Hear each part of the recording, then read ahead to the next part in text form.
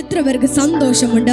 ഓ, ഞാൻ ഭയപ്പെടത്തില്ല, കാരണം ആ ദൈവരാജ്യം എൻ്റെ മേലിരിക്കുക. ഹല്ലേലൂയ. അല്പത്തിൽ നീ വിശ്വസ്തനായാൽ അധികത്തിൽ നിന്നെ വിചാരകനാക്കുന്ന ഒരു വലിയ സാന്നിധ്യം നിന്റെ ഒപ്പമുണ്ടെന്ന് വിശ്വസിക്കുന്ന എത്ര പേരുണ്ട്? ഹല്ലേലൂയ. നീ ഇന്ന് ചെറുതായിരിക്കും, പക്ഷേ എങ്കിലും നീ ചെറുതെന്ന് നിന്ന് പ്രഖ്യാപിക്കല്ലേ. നീ ചെറുതാണെങ്കിലും നിന്നെ കാണുന്നൊരു സ്വർഗത്തിലെ ദൈവമുണ്ട്. ഹല്ലേലൂയ. ഇതാണ്, നീ എവിടെയായിരിക്കുന്നു എന്നുള്ളത് വിഷയമല്ല. നിന്റെ മേൽ ഈ ദൈവരാജ്യം വീഴണമെന്ന് സ്വർഗം ആഗ്രഹിച്ചിട്ടുണ്ടെങ്കിൽ നീ എവിടെയൊക്കെ പോയാലും നീ എന്തൊക്കെ ചെയ്താലും ഈ സാന്നിധ്യം നിന്നെ വഹിക്കും. ഹല്ലേലൂയ. ഈ സാന്നിധ്യം നിന്നെ വഹിക്കും. ചെറിയ കുട്ടമ്മേ, നീ പേടിക്കണ്ട. ചിലതിന് ദൈവം കൊണ്ടുവന്നിട്ടും ദൈവത്തിന്റെ സന്നിധിയിലേക്ക് കൊണ്ടുവന്നിട്ടും പലപ്പോഴും നമ്മൾ തെറ്റിപ്പോവുക, പലപ്പോഴും നമ്മൾ വീണു പോവുക, പാപത്തിൽ നമ്മൾ തകർന്നു പോവുക. പക്ഷെ ഇന്ന് സ്വർഗം നിന്നെ നോക്കി പറയുന്ന കാര്യമുണ്ട്, കുഞ്ഞെ, ഞാൻ നിന്നെ വിളിച്ചത് ഏതെങ്കിലും ഒരു പാപത്തിൽ വീണു പോകാനല്ല, ഏതെങ്കിലും ഒരു പാപത്തിൽ വീണ് അവിടെ കിടന്ന് നീ മരിക്കുവാനല്ല നിന്റെ മേൽ കിടക്കുന്ന വിളി. പകരം നിന്റെ മേൽ ഒരു വലിയ വിളിയുണ്ട്. നിന്റെ മേൽ തരുന്ന ഒരു ദൈവരാജ്യം ഇന്ന് നിനക്ക് വേണ്ടി നിൽക്കുക. ഹല്ലേലൂയ.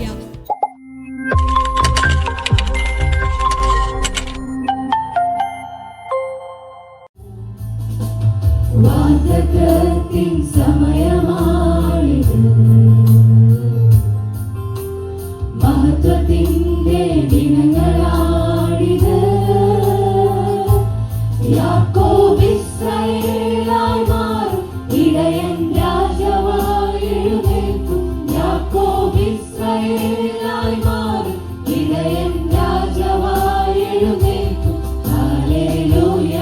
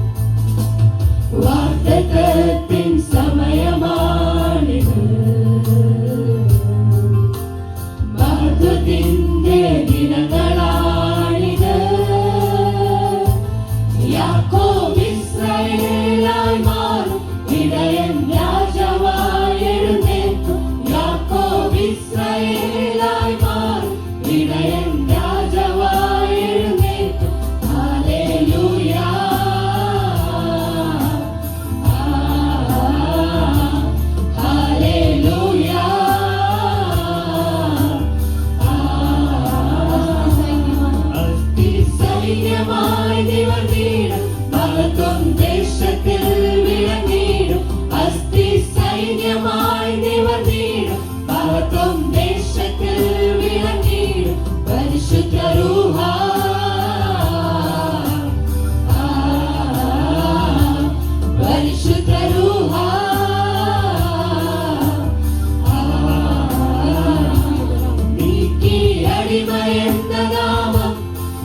നൽകി പുത്രത്വത്തിനവകാശം നീക്കി അടിമയെന്ന നാമം നൽകി പുത്രത്വത്തിനവകാശം നീക്കി അടിമയെന്ന നാമം നൽകി പുത്രത്വത്തിനവകാശം നീക്കി അടിമയെന്ന നാമം നൽകി പുത്രത്വത്തിനവകാശം നീക്കി അടിമയെന്ന നാമം നൽകി പുത്രത്വത്തിനവകാശം നീക്കി അടിമയെന്ന നാമം നൽകി പുത്രത്വത്തിനവകാശം ബാബാ പിതാവേ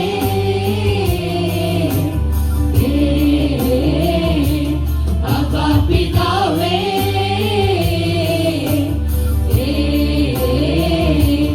അപ്പാ പിതാവേ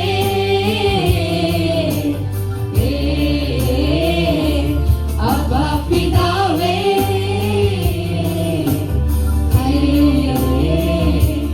ഹല്ലേലൂയ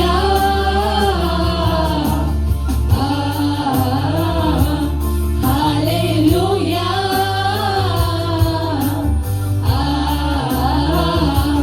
പരിശുദ്ധ രൂഹ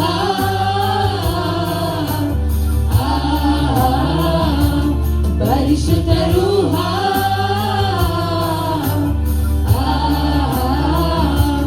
അപ്പാ പിതാവേ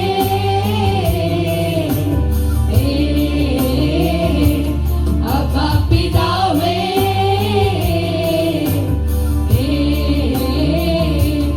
അപ്പാ പിതാവേ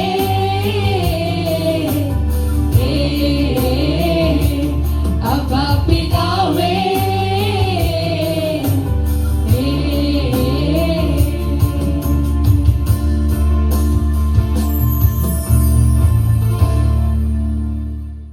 ഹല്ലേലൂയ.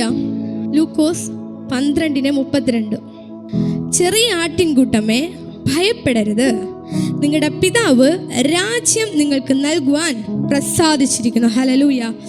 ചെറിയ ആട്ടിൻകൂട്ടമേ ഭയപ്പെടരുത്, നിങ്ങളുടെ പിതാവ് രാജ്യം നിങ്ങൾക്ക് നൽകുവാൻ പ്രസാദിച്ചിരിക്കുന്നു. ഹല്ലേലൂയ. ഇന്ന് യേശു ശിഷ്യന്മാരോട് വചനത്തിൽ പറയുന്ന ഒരു കാര്യമുണ്ട്. എന്താണെന്നറിയോ? ചെറിയ ആട്ടിൻകൂട്ടമേ. ഈ 12 പേരെ നോക്കി യേശു പറയുകയാണ്, എന്ത്?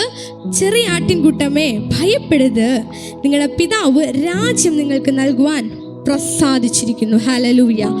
എന്താണ് യേശു ഇവിടെ ശിഷ്യന്മാരെ വിളിക്കുന്നത്? ചെറിയ ആട്ടിൻകൂട്ടമേ. എന്താണ്? ചെറിയ ആട്ടിൻകൂട്ടമേ. ഹല്ലേലൂയ. യേശുവിന് 12 പേരല്ല ശരിക്കും ശിഷ്യന്മാരായിട്ടുള്ളത്, ഒരുപാട് പേര് യേശുവിന് ശിഷ്യന്മാരായിട്ടുണ്ട്. ഹല്ലേലൂയ. കാരണം നമുക്കറിയാം, കർത്താവ് തിരഞ്ഞെടുത്ത് 70 പേരുണ്ട്. കർത്താവ് തിരഞ്ഞെടുത്ത് 70 പേരുണ്ട്. അത് പോരാഞ്ഞിട്ട് വലിയൊരു ജനാവലി തന്നെ കർത്താവിൻ്റെ കൂടെയുണ്ട്. പക്ഷപാതക്കാരനെ സൗഖ്യമാക്കാൻ വേണ്ടി തൻ്റെ 4 ആൾ ചേർന്ന് യേശുവിനെ കൊണ്ടുപോകുമ്പം ശരിക്കും യേശുവിൻ്റെ അടുത്ത് എത്തിക്കാൻ പറ്റാതെ വണ്ണം ചുറ്റും പുരുഷാരം നിൽക്കുക. ഹല്ലേലൂയ. പക്ഷേ യേശുവിൻ്റെ അടുത്ത് എങ്ങനെ എത്തിച്ചെന്നറിയോ? അവിടുത്തെ മേൽക്കൂര മാറ്റിയിട്ട. അതായത് കർത്താവ് എന്ന് പറയുന്നത് ഒരു ക്രൗഡ് പുള്ളറായിരുന്നു. കർത്താവിൻ്റെ ചുറ്റും നടക്കുവാൻ, കർത്താവിൻ്റെ കൂടെ നടക്കുവാൻ ഒത്തിരി പേരുണ്ടായിരുന്നു. പക്ഷേ അവരെല്ലാവരും വിളിച്ചു നിർത്തി സ്വർഗം പറഞ്ഞില്ല, യേശു പറഞ്ഞില്ല നിങ്ങളുടെ മേൽ രാജ്യം തരുവാൻ നിങ്ങൾക്കൊരു പ്രസാദം വീണെന്ന് അവരെല്ലാവരെയും നോക്കി പറഞ്ഞില്ല. പകരം ഒരു 12 പേരെ അവരിൽ നിന്ന് സെലക്ട് ചെയ്തിട്ട് അവരോട് പറഞ്ഞു, നിങ്ങളുടെ പിതാവ് നിങ്ങൾക്ക് രാജ്യം നൽകാൻ പോവുക. ഹല്ലേലൂയ. ഇന്ന് എനിക്ക് കർത്താവ് ഇത് ഞാൻ സംസാരിക്കുമ്പോൾ പ്രാർത്ഥിക്കുമ്പോൾ കർത്താവ് പറഞ്ഞൊരു കാര്യം എന്താണെന്നറിയോ? ഇന്ന് പാപത്തിൻ്റെ കെട്ടിൽ ചിലതിന്ന് കിടക്കുക. ഹല്ലേലൂയ. ചിലതിന് ദൈവം കൊണ്ടുവന്നിട്ടും ദൈവത്തിൻ്റെ സന്നിധിയിലേക്ക് കൊണ്ടുവന്നിട്ടും പലപ്പോഴും നമ്മൾ തെറ്റിപ്പോവുക, പലപ്പോഴും നമ്മൾ വീണു പോവുക, പാപത്തിൽ നമ്മൾ തകർന്നു പോവുക. പക്ഷെ ഇന്ന് സ്വർഗം നിന്നെ നോക്കി പറയുന്ന കാര്യമുണ്ട്, കുഞ്ഞെ, ഞാൻ നിന്നെ വിളിച്ചത് ഏതെങ്കിലും ഒരു പാപത്തിൽ വീണു പോകാനല്ല, ഏതെങ്കിലും ഒരു പാപത്തിൽ വീണ് അവിടെ കിടന്ന് നീ മരിക്കുവാനല്ല നിന്റെ മേൽ കിടക്കുന്ന വിളി. പകരം നിന്റെ മേൽ ഒരു വലിയ വിളിയുണ്ട്. നിന്റെ മേൽ തരുന്ന ഒരു ദൈവരാജ്യം ഇന്ന് നിനക്ക് വേണ്ടി നിൽക്കുക. ഹല്ലേലൂയ. യോശുവയെ നോക്കിയിട്ട് സ്വർഗത്തിലെ ദൈവം വലിയൊരു ശുശ്രൂഷ മോശയുടെ കയ്യിൽ നിന്ന് യോശുവയുടെ കയ്യിലേക്ക് കൊടുത്തപ്പോൾ കർത്താവ് യോശുവയോട് ഒരൊറ്റ കാര്യം മാത്രമേ പറഞ്ഞുള്ളൂ. എന്താണെന്നറിയോ? ഭയപ്പെടരുത്. ഹല്ലേലൂയ, ഭയപ്പെടരുത്. എന്താ കർത്താവേ മോശയോട് പറഞ്ഞ ഒരു വലിയ വലിയ സെന്റൻസുകളൊന്നും നിനക്ക് യോശുവയോട് പറയാനില്ലേ? വചനം പറയുക, യോശുവ കൂടാരത്തെ വിട്ട് പിരിയാത്തവനായിരുന്നു. യോശുവ ദൈവ സാന്നിധ്യം ആഗ്രഹിച്ചവനായിരുന്നു. കുഞ്ഞെ, ദൈവ സാന്നിധ്യം ആഗ്രഹിക്കുന്ന നിനക്ക് ഒരൊറ്റ കുറവേ ഉള്ളൂ. എന്താണെന്നറിയോ? നീ ഭയപ്പെടരുത്. നീ ഭയപ്പെടരുത്. കാരണം ഈ ജാതികൾക്ക് അല്ലെങ്കിൽ ഈ ജഡത്തിൻ്റെ മേൽ ഈ പാപത്തിന് അല്ലെങ്കിൽ ഈ ഒരു സാന്നിധ്യം നമുക്കുണ്ടെങ്കിലും ഭയം, നമ്മുടെ ജഡത്തിൽ നിന്ന് വരുന്ന ഭയം നമ്മെ ബലഹീനമാക്കും. ഹല്ലേലൂയ. ജഡത്തിൽ നിന്ന് വരുന്ന ഭയം നമ്മുടെ ആത്മാവിലിരിക്കുന്ന സാന്നിധ്യത്തെ എഫക്റ്റ് ചെയ്യുവാൻ തക്കണം. അത്രയും വലിപ്പം ഈ ഭയത്തിനുണ്ട്. ഹല്ലേലൂയ. അതുകൊണ്ട് അത്രേ വചനം പറയുന്നത്, അല്ലെങ്കിൽ യോശുവയെ നോക്കിയിട്ട് സ്വർഗത്തിലെ ദൈവം പറഞ്ഞത് എന്ത്? നീ ഭയപ്പെടരുത്. ഹല്ലേലൂയ, നീ ഭയപ്പെടരുത്. Hallelujah, hallelujah. അതുകൊണ്ട് അത്ര യോശുവയെ നോക്കി പറയുന്നത്, കർത്താവ് പറഞ്ഞൊരു കാര്യമുണ്ട്. 100 ആട് ഉണ്ടെന്നിരിക്കട്ടെ. കർത്താവ് ശിഷ്യന്മാരോട് പറയുന്ന വേറൊരു കഥയാണ്. 100 ആട് ഉണ്ടെന്നിരിക്കട്ടെ. അതിൽ ഈ 99 ആടിനും അവിടെ നിൽക്കുമ്പോൾ ഒരാട് കാണാതെ പോയ കർത്താവ് എന്ത് ചെയ്യും? ഒരാടിൻ്റെ പിറകെ പോവും. ഹല്ലേലൂയ, ഒരാടിൻ്റെ പിറകെ പോവും. കർത്താവ് ചെറിയതിൻ്റെ ദൈവമാണ്. ഹല്ലേലൂയ. അവൻ വലിയതിനെ മാത്രം സ്നേഹിക്കുന്നവനല്ല, അവൻ ചെറിയതിനെയും സ്നേഹിക്കുന്ന ദൈവം അത്രേ. നീ ഏതെങ്കിലും മൂലയിൽ നിന്ന് ചിലപ്പോൾ പറയുമായിരിക്കുമോ, ഞാൻ ചെറുതാ കർത്താവേ, ഞാൻ ഒന്നുമല്ലാത്തവനാ കർത്താവേ. പക്ഷെ അവിടെയും സ്വർഗത്തിലെ ദൈവം നിന്നെ നോക്കി പറയുന്നൊരു കാര്യമുണ്ട്. എന്താണെന്നറിയോ? നീ ചെറിയതല്ല, ഞാൻ നിനക്ക് രാജ്യത്തെ ഈ ചെറിയ കൂട്ടത്തിന് തന്നിരിക്കുക. ഹല്ലേലൂയ. ഇന്ന് എൻ്റെ നിന്റെ മേൽ കിടക്കുന്ന വാഗ്ദത്തം അത് കേവലം ഈ ഭൂമിയിൽ നിന്ന് തീർന്നു പോകുന്ന ഒന്നല്ല. ഭൂമിയിൽ ഒരു നന്മ കിട്ടാത്തപ്പോൾ നമ്മൾ ദൈവത്തെ നോക്കി പിറുവിറുക്കും. പക്ഷെ സ്വർഗം നിന്നെ നോക്കി പറയുക, ഇല്ല കുഞ്ഞെ, നിന്റെ മേൽ കിടക്കുന്ന വാഗ്ദത്തം അത് ഈ ഭൂമിയിൽ തീരുന്ന ഒന്നല്ല, പകരം അത് സ്വർഗത്തോളം. ഇവിടെ നിന്ന് എൻ്റെ ജീവൻ പോയാലും ആ വാഗ്ദത്തത്തിന് ഒരു മന്ദതയും സംഭവിക്കത്തില്ല. ഹല്ലേലൂയ. ഇന്ന് കർത്താവ് നിങ്ങളെ നോക്കി പറയുക, രാജ്യം നിങ്ങൾക്ക് തരുവാൻ ഏതൊക്കെ ശത്രു, ഏതൊക്കെ പാപം കൊണ്ടിട്ടാലും, ഏതൊക്കെ ശാപം നിന്റെ കുടുംബത്തിൽ വീണാലും, നിന്റെ കുടുംബത്തിൽ കഷ്ടതയും പട്ടിണിയും മാത്രം ഉയർന്നാലും സ്വർഗത്തിലെ ദൈവം പറയും, ഇല്ല കുഞ്ഞെ, നിന്റെ മേലൊരു വാഗ്ദത്തം കിടക്കുക. ആ വാഗ്ദത്തം ഈ ലോകം കൊണ്ട് തീരുന്ന ഒന്നല്ല. ദൈവരാജ്യം ഇന്ന് നിന്റെ ഉള്ളിൽ നിന്ന് ജീവജല നദിയായി ഒഴുകും. ഹല്ലേലൂയ. ദൈവരാജ്യം ഇന്ന് നിന്റെ ഉള്ളിൽ നിന്ന് ജീവജല നദിയായി ഒഴുകും. ഈ ദൈവരാജ്യമുണ്ടല്ലോ, ഒഴുകുന്നിടത്തെല്ലാം, ഈ ദൈവരാജ്യം പോകുന്നിടത്തെല്ലാം സമാധാനമുണ്ടാകും. ഈ ദൈവരാജ്യം സഞ്ചരിക്കുന്നിടത്തെല്ലാം ശാന്തതയുണ്ടാകും. നിന്റെ ഉള്ളിൽ നിന്ന് ഒഴുകുന്ന ദൈവരാജ്യമുണ്ടല്ലോ, അത് ചെറിയതല്ല. ശറധുരബന രഖനധിരബന. കർത്താവിനോടൊന്ന് പറ, കർത്താവേ, ഞാൻ ചെറിയ കൂട്ടമാ കർത്താവേ. ശരിയാ, ഞാൻ ചെറിയതാ കർത്താവേ. പക്ഷെ എനിക്കറിയാം കർത്താവേ, എന്നെ നിയമിച്ചിരിക്കുന്നത്, എൻ്റെ മേൽ കിടക്കുന്ന പ്രസാദം അത് ഈ ലോകം കൊണ്ട് തീരുന്നതല്ല. ഹല്ലേലൂയ. അത് ഈ ലോകം കൊണ്ട് തീരുന്നത് അല്ല. ഹല്ലേലൂയ. കഴിഞ്ഞ ആഴ്ച ചേച്ചി പറഞ്ഞൊരു കാര്യമുണ്ട്. അവൻ എൻ്റെ പർവ്വത്തിലും അവൻ എൻ്റെ ദൈവം, താഴ്വരയിലും അവൻ എൻ്റെ ദൈവം. അവൻ നിന്നെ സ്നേഹിക്കുന്നത് നീ ആരെന്ന് നോക്കിയിട്ടല്ല, അവൻ നിന്നെ സ്നേഹിക്കുന്നത് അവൻ ആരെന്ന് നോക്കിയിട്ട, അവൻ്റെ സ്റ്റാൻഡേർഡിൽ നിന്നുകൊണ്ട് അവൻ നിന്നെ സ്നേഹിക്കുന്നത്. ഇന്ന് പകൽക്കാലം ഒന്ന് പറയട്ടെ, ചെറിയ ആട്ടിൻകൂട്ടമേ, നിങ്ങൾ ഭയപ്പെടേണ്ട. കാരണം സ്വർഗം നിനക്ക് നിന്റെ കരങ്ങളിലേക്ക് എടുത്ത് തന്നിരിക്കും അവൻ്റെ രാജ്യത്തെ. ഹല്ലേലൂയ. നീ പോകുന്നിടത്തെല്ലാം അവൻ്റെ രാജ്യം നിന്റെ കൂടെ വരും. നീ നടക്കുന്നിടത്തെല്ലാം അവൻ്റെ രാജ്യം നിന്റെ കൂടെ വരും. Hallelujah, hallelujah. അതുമാത്രമല്ല, നമുക്കൊരു വാക്യം വായിക്കാം. ലൂക്കോസ് 23:43. ഇത് നമുക്ക് എല്ലാവർക്കും അറിയാവുന്ന കാര്യമാണ്. യേശു അവനോട്, ഇന്ന് നീ എന്നോടുകൂടെ പറുദീസയിലിരിക്കും എന്ന് ഞാൻ സത്യമായി നിന്നോട് പറയുന്നു എന്ന് പറഞ്ഞു. Hallelujah, hallelujah. ഇതാരോടാ പറയുന്നത്? കർത്താവ് ക്രൂശിൽ കിടക്കുമ്പോൾ 2 കള്ളന്മാർ അപ്പുറത്തും ഇപ്പുറത്തും നിൽക്കുക. ഹല്ലേലൂയ.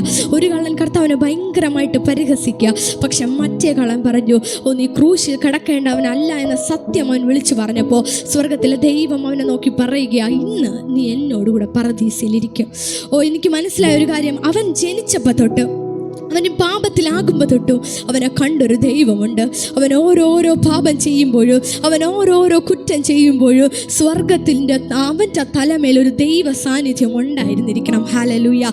പക്ഷേ ഉണ്ടല്ലോ, ശത്രു വിചാരിച്ചു, ശത്രുവിന് ചിലപ്പോൾ അറിയണമായിരിക്കും, അവൻ്റെ മേൽ കിടക്കുന്ന ഈ ഒരു സാന്നിധ്യം ശത്രുവിന് അറിയണമായിരിക്കും. പക്ഷെ അതുകൊണ്ട് തന്നെ ഓരോ ദിവസം കഴിയുന്തോറും അവൻ കൂടുതൽ കൂടുതൽ പാപം ചെയ്തു. പക്ഷേ അവൻ അസ്തമിക്കുന്നതിന് മുമ്പേ, അവൻ ഈ ഭൂമിയിൽ നിന്ന് എടുക്കപ്പെടുന്നതിന് മുമ്പേ അവൻ്റെ തലമേൽ കിടക്കുന്ന ദൈവരാജ്യം ഇത് ഓപ്പൺ ആവുക. ദൂത് ഇതാണ്, നീ എവിടെയായിരിക്കുന്നു എന്നുള്ളത് വിഷയമല്ല. നിന്റെ മേൽ ഈ ദൈവരാജ്യം വീഴണമെന്ന് സ്വർഗം ആഗ്രഹിച്ചിട്ടുണ്ടെങ്കിൽ നീ എവിടെയൊക്കെ പോയാലും നീ എന്തൊക്കെ ചെയ്താലും ഈ സാന്നിധ്യം നിന്റെ വഹിക്കും. ഹല്ലേലൂയ. ഈ സാന്നിധ്യം നിന്നെ വഹിക്കും. ചെറിയ കൂട്ടമേ, നീ പേടിക്കണ്ട. നീ പേടിക്കണ്ട. നീ ചെറിയതാണെന്ന് പറഞ്ഞ് നീ ഇന്ന് പ്രഖ്യാപിക്കണ്ട. സ്വർഗത്തിലെ സാന്നിധ്യം, ആ ദൈവരാജ്യം ഇന്ന് നിന്റെ മേൽ കിടക്കുക. ഹല്ലേലൂയ. എത്ര പേർക്ക് സന്തോഷമുണ്ട്. ഞാൻ ഭയപ്പെടത്തില്ല, കാരണം ആ ദൈവരാജ്യം എൻ്റെ മേൽ ഇരിക്കുക. ഹല്ലേലൂയ. അല്പത്തിൽ നീ വിശ്വസ്തനായാൽ അധികത്തിൽ നിന്നെ വിചാരകനാക്കുന്ന ഒരു വലിയ സാന്നിധ്യം നിന്റെ ഒപ്പമുണ്ടെന്ന് വിശ്വസിക്കുന്ന എത്ര പേരുണ്ട്? ഹല്ലേലൂയ. നീ ഇന്ന് ചെറുതായിരിക്കും, പക്ഷേ എങ്കിലും നീ ചെറുതെന്ന് പ്രഖ്യാപിക്കല്ലേ. നീ ചെറുതാണെങ്കിലും നിന്നെ കാണുന്നൊരു സ്വർഗത്തിലെ ദൈവമുണ്ട്. ഹല്ലേലൂയ. നമുക്ക് അടുത്തൊരു വാക്യം വായിക്കാം. മത്തായി 2:6. അവിടെ ഇപ്രകാരം പറയുന്നു: യഹൂദ്യദേശമേ, യഹൂദ്യദേശത്തിലെ ബത്ലഹേമേ, നീ യഹൂദ്യ പ്രഭുക്കന്മാരിൽ ഒട്ടും ചെറുതല്ല. ഹല്ലേലൂയ.